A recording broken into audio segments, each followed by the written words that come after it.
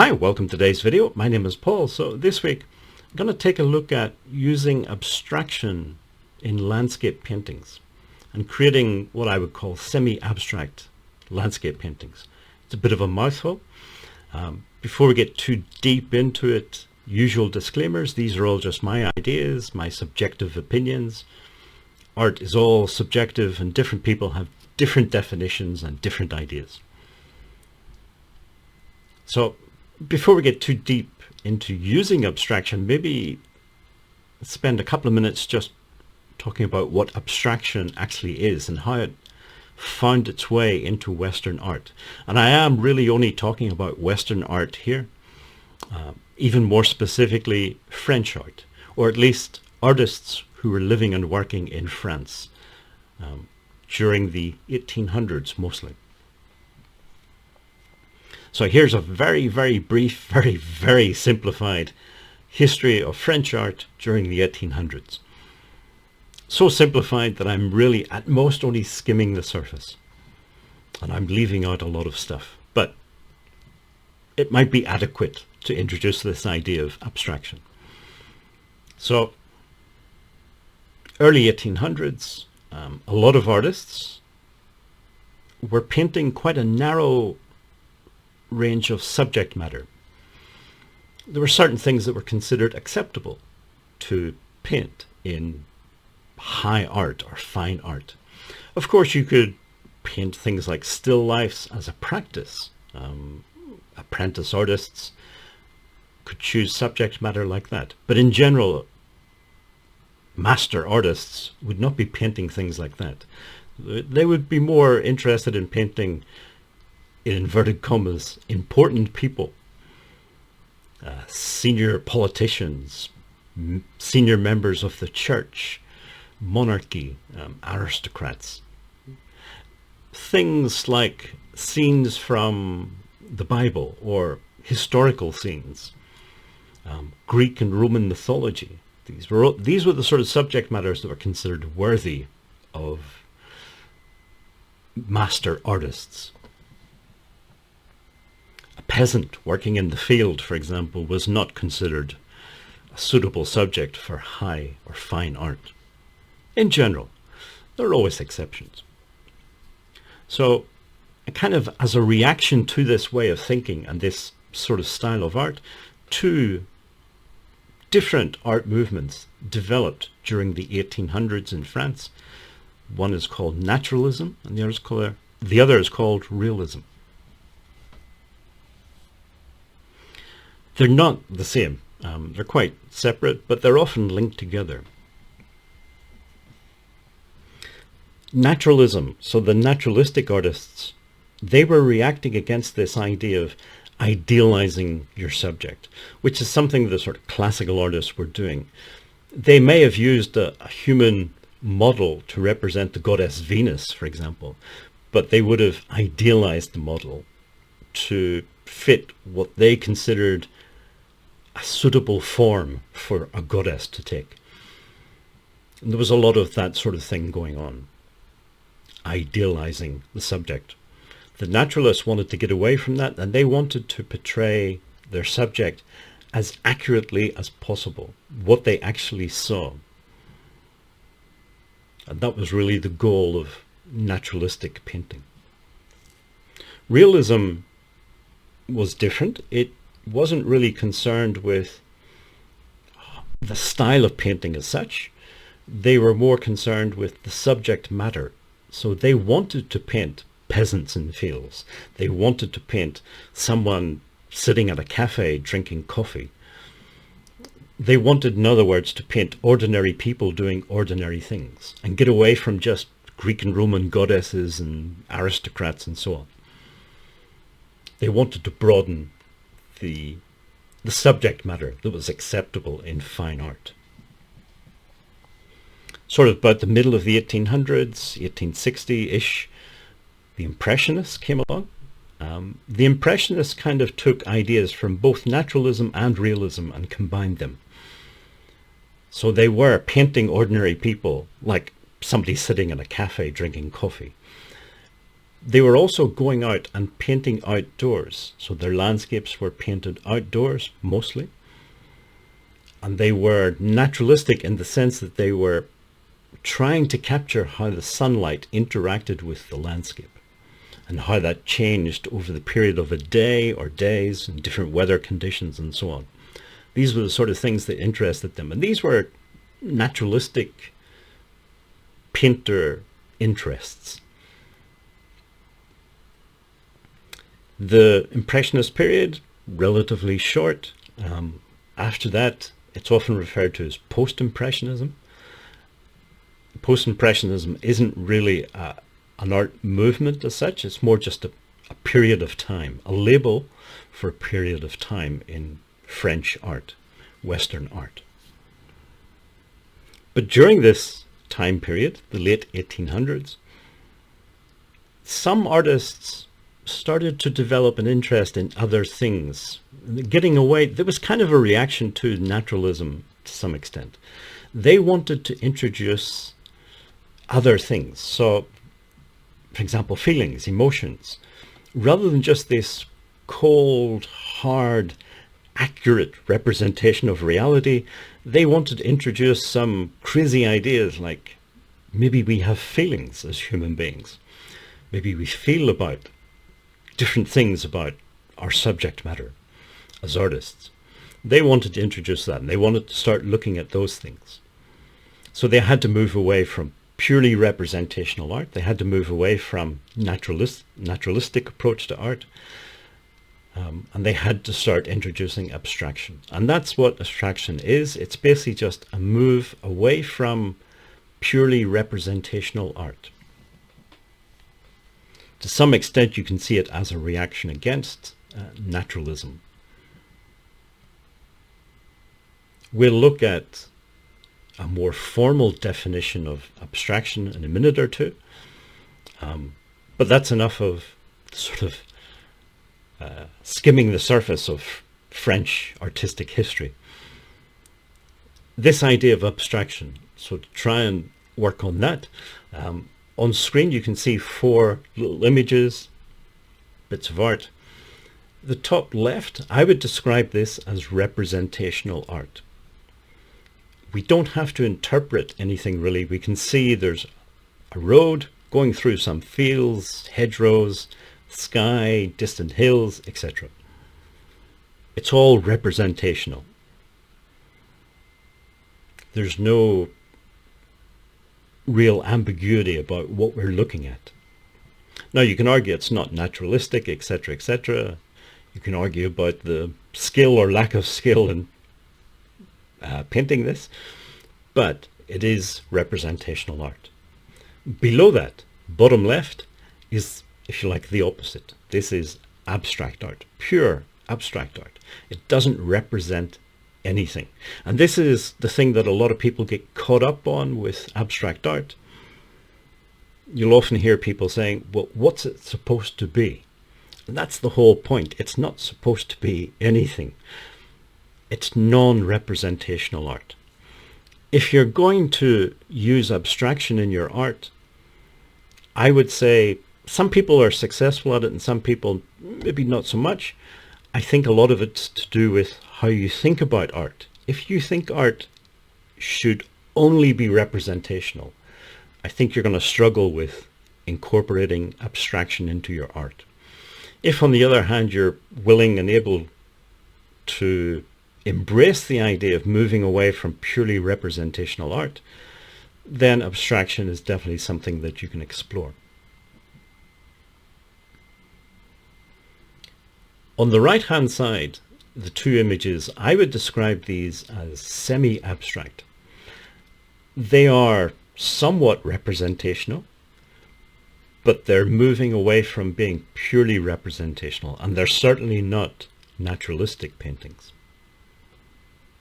So you can still sort of recognize that they're landscapes, but they're obviously not naturalistic landscapes. The use of color and shapes, they're getting away from the naturalistic, purely representational way of painting landscapes. try and reinforce these ideas. 3 more examples, not by me this time. On the left, a painting by Matisse. This is representational art. Again, it's not naturalistic, but it is representational. We can see what's happening.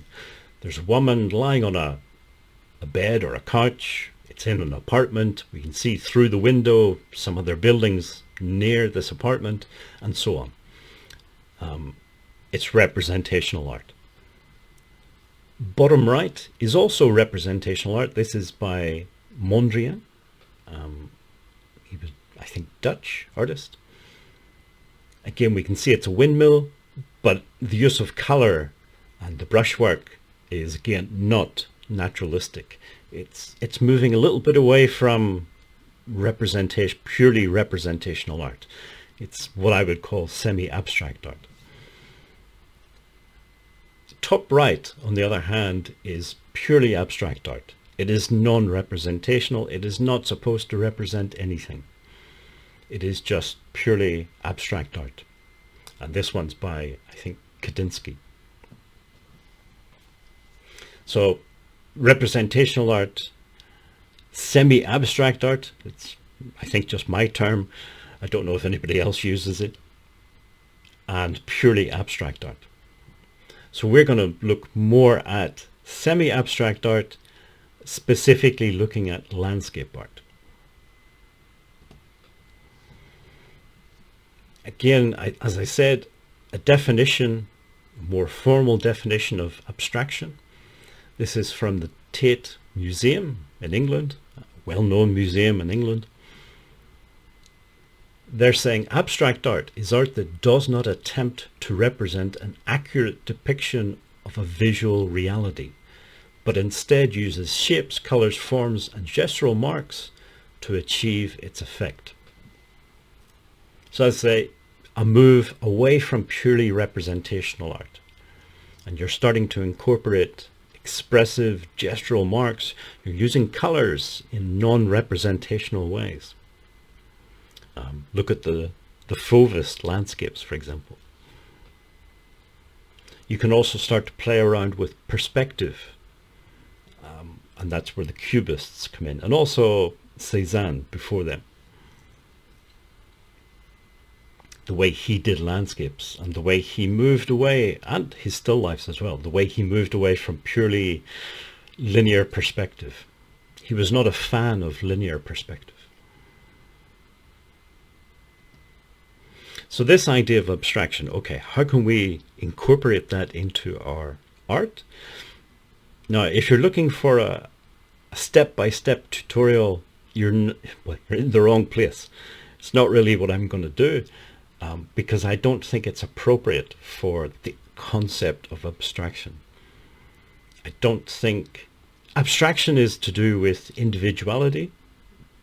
The individual artist is to do with their creativity and imagination and their own feelings towards their subject matter. And you can't achieve that. You can't achieve creativity and imagination and emotions in a step-by-step mechanical approach. Step 1, do this. Step 2, do that. It doesn't work like that, I don't think. But I can share some ideas of how I have approached doing these semi-abstract landscapes. So if you think of a landscape, a basic landscape, you've got 2 big elements, the sky and the land.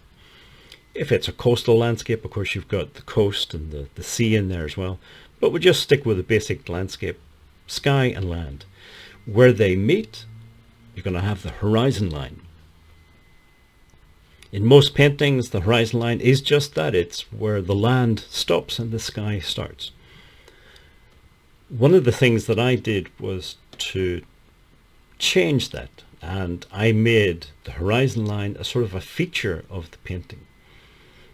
A kind of focal point. So my paintings don't usually have any buildings or people or animals. There's no focal point, none of those focal points. Instead, I emphasize the horizon line and make that the foundation or the focal point for the whole painting. The thing that sort of influenced me was Japanese sumie, sort of ink drawing or ink paintings. So that's the first thing. I'm exaggerating that horizon line and making that a focal point. So that's the first bit of abstraction. It's moving away from purely representational art, and it's certainly not naturalistic art.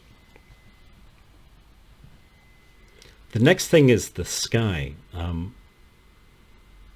When I was trying to figure out how to do watercolor landscapes, I didn't take any classes or read books or courses. I just sort of tried to figure it out myself, which means I did sort of develop my own individual approach. And what I found was I tried various things for working with skies. I tried using gouache, white gouache. So I painted blue sky in watercolor and then used white gouache on top of that. Gouache paint is quite opaque compared to watercolor, so you can put it on top of the watercolor and you can paint in clouds and so on. I didn't like it. I stopped doing it. I haven't used gouache since. Instead, what I found was I kind of inverted things. So I left the white paper as the blue sky, and I painted in the white clouds with blue paint. So it works for me. It makes sense to me, and that's one of the things about abstraction. It's the artist doing their own thing, really. Because I was painting the clouds with blue watercolor paint, I'm able to have some control over the shapes and the edges of those clouds. And I can paint wet and wet and so on. And I just found it to be a much more interesting and better way for me to paint skies, even though it is kind of inverted from what people would normally expect. And that's another thing about abstraction and using abstraction. Are you worried about how other people react to your paintings? If you are, you might again struggle with abstraction. If, like me, you're not too worried how other people react, it is easier to use abstraction. As said, a lot of people don't like abstract art. They don't like any sort of abstraction in art. They think art should be purely representational. That is, I think, the mainstream majority view. At least that's my experience. So once you start introducing abstraction, you are going to hit some people who don't like what you're doing. There's a bit of opposition there.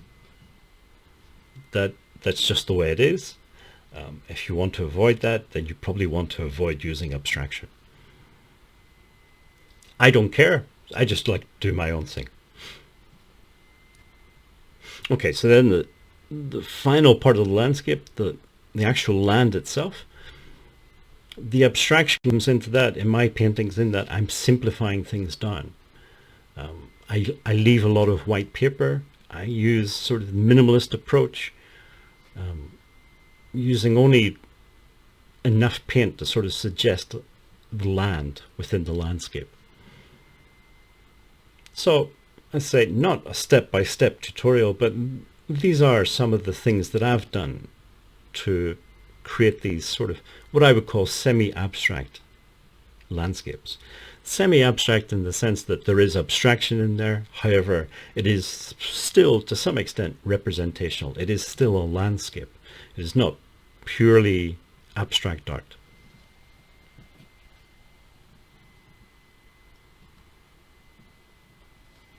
Okay, we finish off with just one more example, another watercolor. Again, you can get rid of colors completely, and you can use that as a form of abstraction as well. And these sort of monochromatic paintings, they can be quite powerful in their own way as well. And sometimes I'll just use charcoal to create landscapes. So, to sum up, Abstraction, it's moving away from purely representational art. It allows the artist to think about the emotional response, their own emotional response to the landscape, but also the emotional response of the viewer, the person looking at their painting. It allows you to be creative and to use your imagination. It allows you to be an individual. You're not, the naturalistic painting style has sets of rules that you have to follow, and it's really not a style of painting that encourages creativity or imagination. You kind of have to, the whole concept of naturalistic painting is to reproduce what you see. So you're more of a camera or a photocopy machine rather than an artist, in my opinion. Whereas once you start moving into modern art and abstraction, it opens up all kinds of possibilities in terms of the use of color and forms and shapes and textures. There really aren't any rules as to how you approach landscape or any other subject. Okay, well, if you made it this far in the video, thank you for watching and listening, and hopefully see you again in next week's video.